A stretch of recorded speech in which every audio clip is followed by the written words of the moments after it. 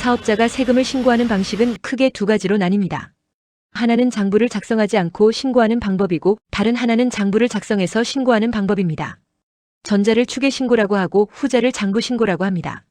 추계신고는 말 그대로 실제로 쓴 비용을 하나하나 계산하지 않고 나라에서 정해놓은 기준을 적용해서 세금을 계산하는 방식입니다. 여기서 나오는 개념이 경비율입니다. 경비율은 매출 중에서 어느 정도를 비용으로 인정해주겠다는 비율입니다. 셀러분이 1년 동안 5천만 원의 매출을 올렸다고 가정해 보겠습니다. 업종에 따라 경비율이 다르지만 예를 들어 70%를 비용으로 인정해준다고 하면 5천만 원의 70%인 3,500만 원을 비용으로 간주합니다. 그러면 나머지 1,500만 원이 이익으로 계산되고 이 금액을 기준으로 세금이 부과됩니다. 문제는 여기서 발생합니다. 실제로 셀러분이 광고비나 사입비, 물류비 등으로 4천만 원을 썼다고 해도 추계신고에서는 그 비용을 인정받지 못합니다. 오직 정해진 비율만 적용되기 때문입니다. 그래서 실제보다 이익이 크게 잡히고 결과적으로 세금을 더 내는 상황이 생길 수 있습니다. 또 하나 중요한 점은 결손금입니다. 결손금은 쉽게 말해 손해본 금액입니다. 예를 들어 매출보다 비용이 더 많아서 적자가 났다면 그 금액을 결손금이라고 합니다. 장부를 작성하지 않고 추계신고를 하면 이 결손금이 인정되지 않거나 활용이 매우 제한적입니다. 즉 나중에 세금을 줄일 수 있는 기회를 놓치게 됩니다. 장부신고는 말 그대로 매출과 비용을 실제로 기록해서 신고하는 방식입니다.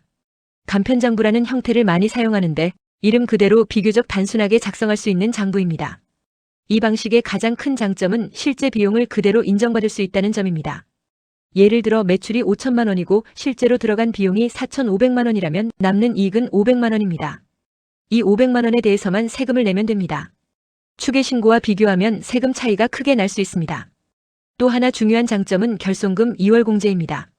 사업 초기에 적자가 나는 경우가 많은데 장부를 제대로 작성하면 그 적자를 다음 해 이후의 이익에서 차감할 수 있습니다. 예를 들어 첫 해에 1,000만 원 손해를 보고 다음 해에 2천만 원 이익이 났다면 1,000만 원을 빼고 나머지 1,000만 원에 대해서만 세금을 내는 구조입니다. 이 공제는 10년 동안 계속 활용할 수 있기 때문에 장기적으로 보면 큰 절세 효과가 있습니다. 셀러분 기준으로 현실적인 판단을 말씀드리겠습니다. 위탁 판매처럼 비용이 거의 없는 구조라면 추계신고도 어느 정도 맞을 수 있습니다. 하지만 사입을 하시는 경우라면 달라집니다. 상품을 미리 구매해야 하고 광고비와 물류비도 계속 발생하기 때문에 비용 비중이 매우 큽니다. 이런 구조에서 추계신고를 선택하면 실제보다 이익이 높게 잡혀서 세금을 과하게 낼 가능성이 높습니다.